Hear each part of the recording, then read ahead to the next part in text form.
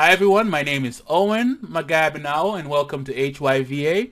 And today I have Dane Maxwell from Zany.com to come on the show to tell us more about what it takes to really create like marketing and selling systems for your business. How to create the sales funnel, and also hopefully we get to talk about how to automate the process as well. If outsourcing some parts of it as well.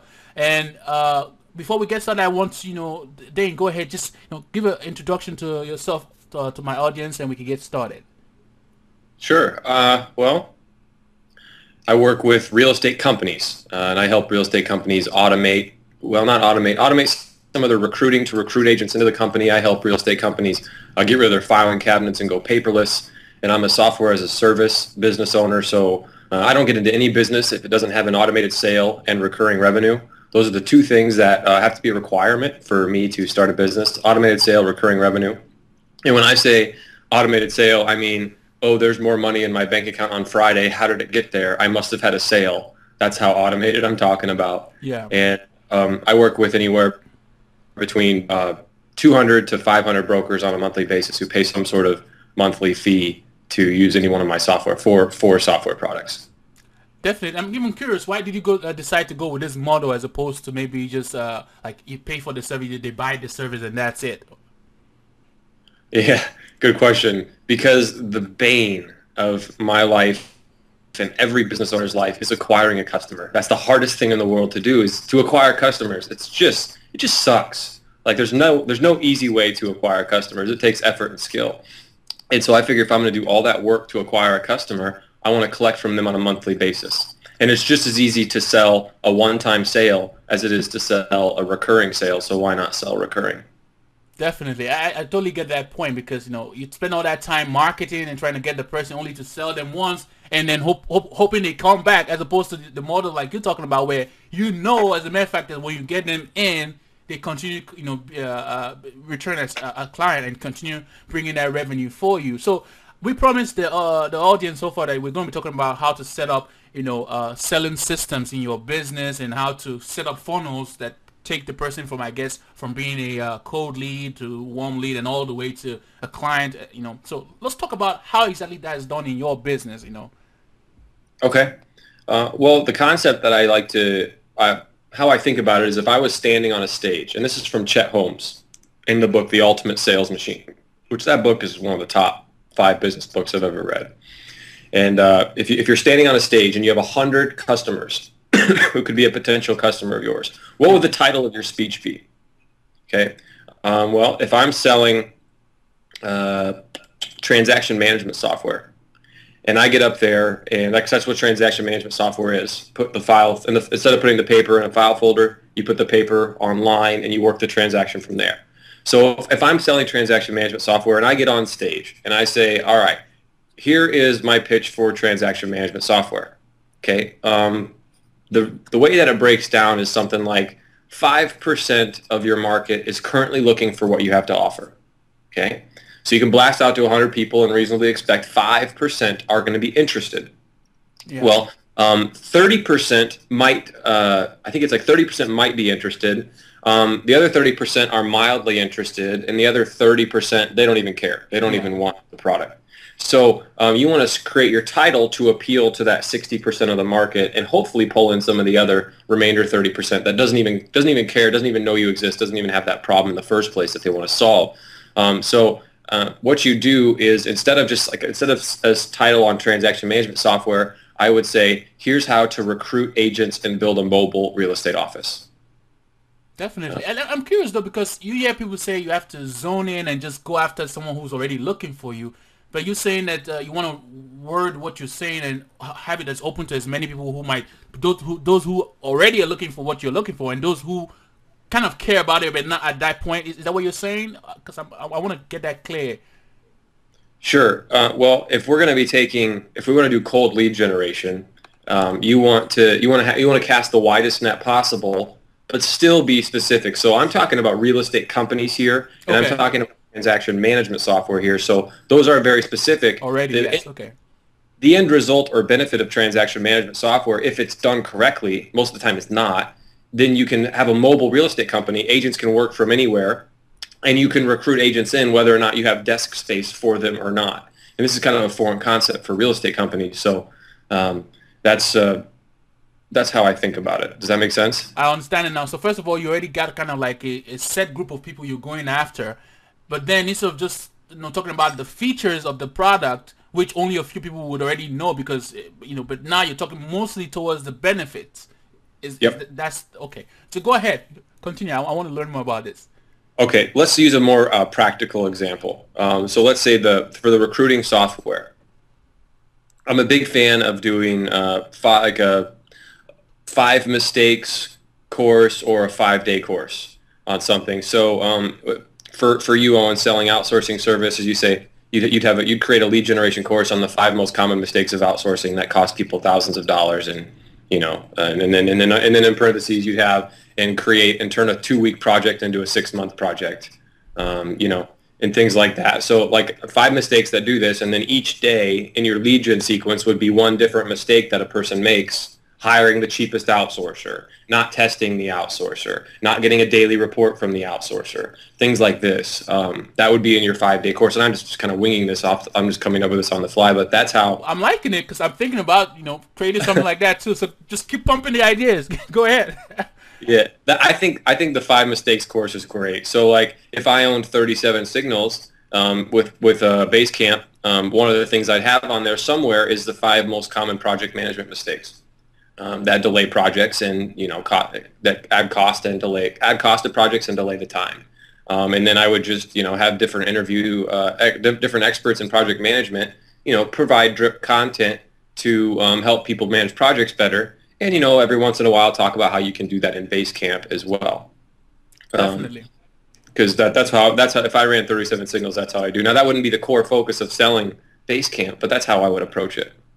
And so now you've created something where it's kind of like content marketing to them that is pertaining to maybe the 5 greatest mistakes, and they probably want to get that information from you. But how does that now turn from them I guess maybe signing up to become a lead to them now actually becoming clients? Because I'm sure there is several different steps they have to go through to get to that point so it becomes automated, and I'm trying to get that.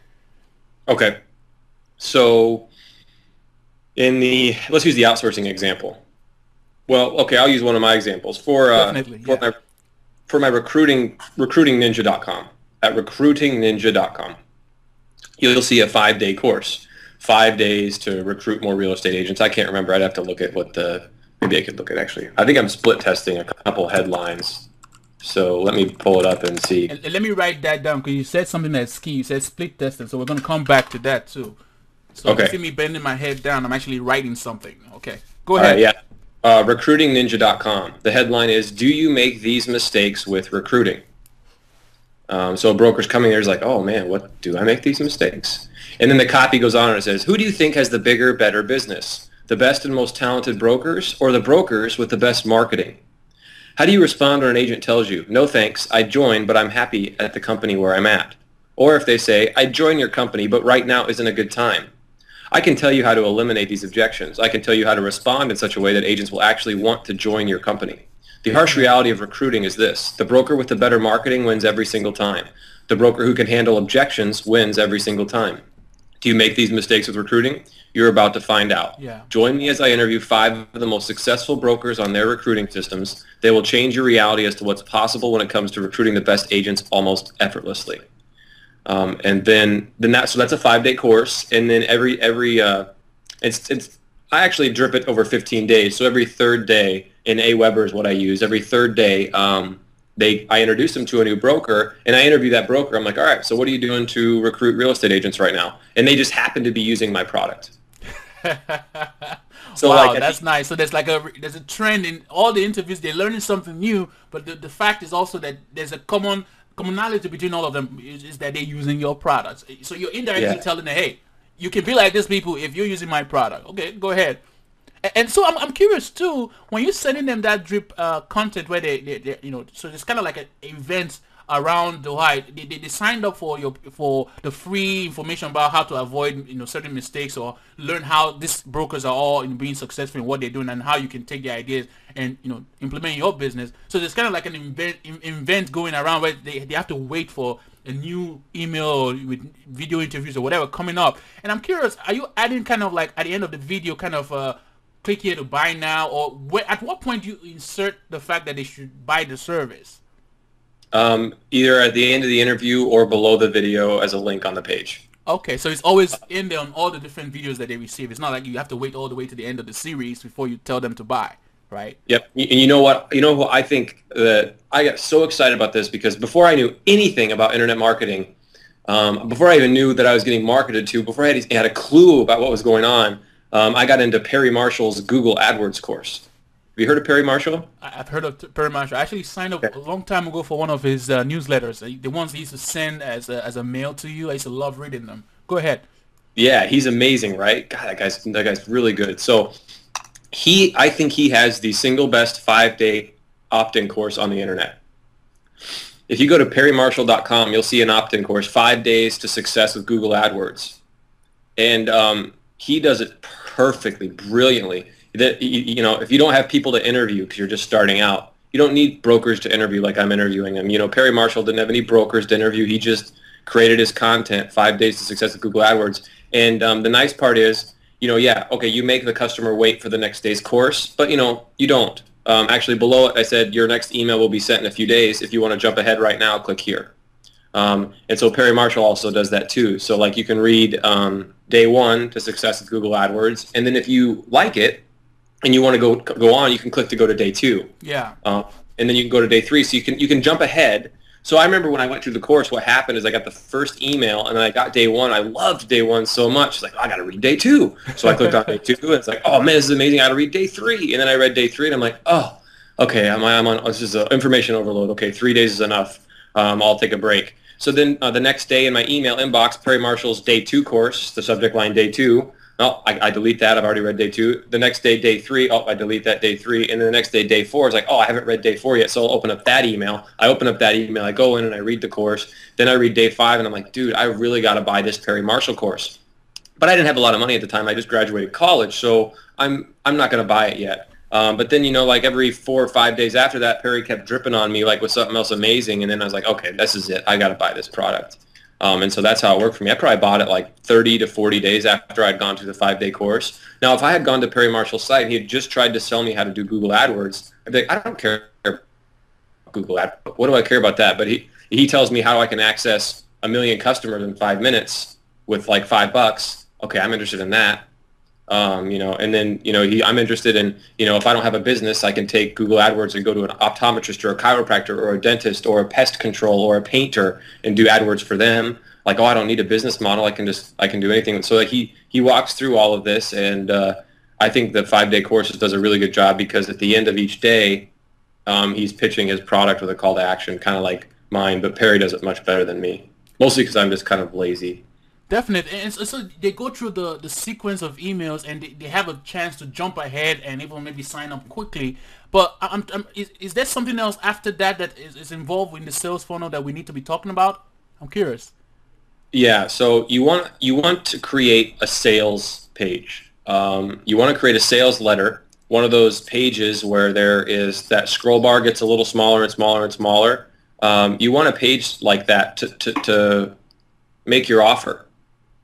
And at the end of each of the 5 days, or the autoresponders or the content that you make, there's a link to that sales letter. So what happens is I've watched like ClickTail or ClickTail or MouseFlow. MouseFlow, I use it actually, yes. Yeah. MouseFlow is a lot cheaper than ClickTail, so it's great. More affordable. More affordable. So I've actually watched people go through 5-day courses. One of my friends had a 5-day course. It's now been since taken off the internet, but he was just using it as a marketing playground, and he was selling an ebook on like how to bid and win auctions on Swoopo before Swoopo got shut down. And what happened was people would get the email, and then it'd be like, all right, this day's course is on the best time of the day to bid on Swoopo. The link to the course, they click on the link, they go to an HTML page where they'd read the day, the day's course. All right, so here are the best times to bid on Swoopo if you want to win. And then at the end of that thing, there was a link. If you want to learn all the secrets and all the tips to winning on Swoopo, click here. And then they click on that link, and then they come to a sales page that makes an offer for them to buy that product. So what would happen is they'd read day one, they'd read it, they'd click on the link to go to the sales page, they'd scroll all the way up to the down, on the bottom, they'd skim it, they wouldn't read all of it, they'd skim it. Then like day two, they'd come back and they'd read day two, they'd come back to the sales page, they'd look at it again, they'd stay a little bit longer this time. Then day three, they would read the day three lesson, and at the bottom of the day three, they'd click on the link to see the sales page, and then they'd stay on there just a little bit